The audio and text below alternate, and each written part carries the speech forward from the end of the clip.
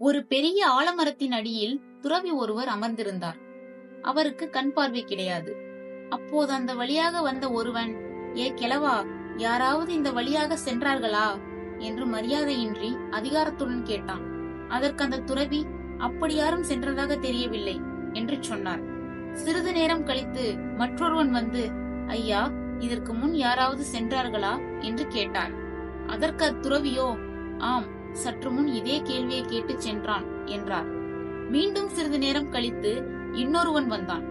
அவனும் துறவியிடம், வணங்குகிறேன் துறவியாரே, இதற்கு முன் இந்த வழியாக யாராவது செல்லும் சப்தம் கேட்டதா என்று பணிவுடன் கேட்டான். உடனே துறவி, மன்னரே வணக்கம். இந்த வழியாக முதலில் ஒரு வீரன் சென்றான், அடுத்ததாக ஓர் அமைச்சர் சென்றார். இருவருமே நீங்கள் கேட்ட கேள்வியை கேட்டு சென்றனர் என்று சொன்னார். அப்போது ஆச்சரியத்துடன் மன்னர், துறவியாரே, உங்களுக்கு தான் பார்வை இல்லையே, பின்னர் எப்படி முதலில் வீரனும் அடுத்ததாக அமைச்சர் என்றும் சரியாக சொன்னீர்கள் என்று கேட்டான். அதற்கு துறவி, இதை அறிவதற்கு பார்வை தேவையில்லை.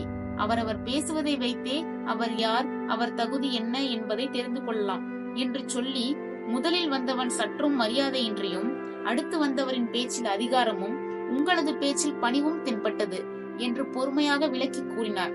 அவரவர் தகுதி என்ன என்பதை தீர்மானிப்பது எது என்பது உங்களுக்கு இப்பொழுது புரிந்திருக்கும்.